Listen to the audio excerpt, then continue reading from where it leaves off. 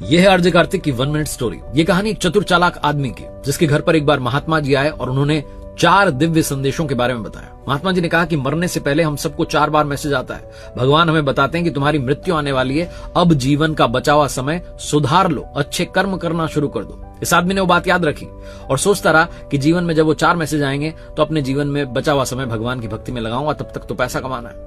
बाद में अगर वो मैसेज मिल गया तो बच्चों को बिजनेस सौंप करके थोड़ी भक्ति कर लूंगा। यही सोचता रहा और पूरी लाइफ निकल गई। एक दिन हॉस्पिटल में था और डॉक्टर्स ने कहा तुम्हारा अंतिम समय आ चुका है।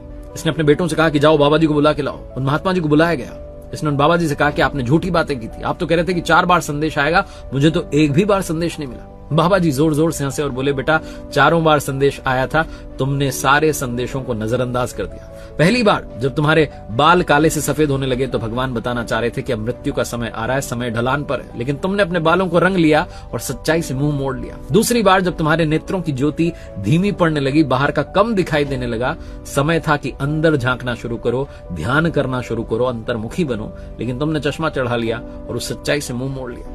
तीसरी बार जब तुम्हारे दांत ढीले पड़ने लगे, दांत टूटने लगे, तो समय था कि सरल सात्विक भोजन करना शुरू करो, लेकिन तुमने नकली दांत लगवा लिए और वही सब खाते रहे जो जीवन भर खाते आए थे।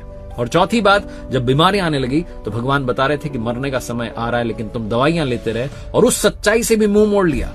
तुमने ये नहीं सोचा कि अब समय नजदीक आ रहा है, अब भी जीवन सुधारा जा सकता है। 4 संदेशों को नजरअंदाज कर लिया और अब अंतिम समय आ चुका है। बहुत छोटी सी कहानी जो है बताती है कि 4 संदेश हमारे पास भी आएंगे या आने वाले हैं। बचा हुआ समय जिंदगी को सुधारने में लगाइए।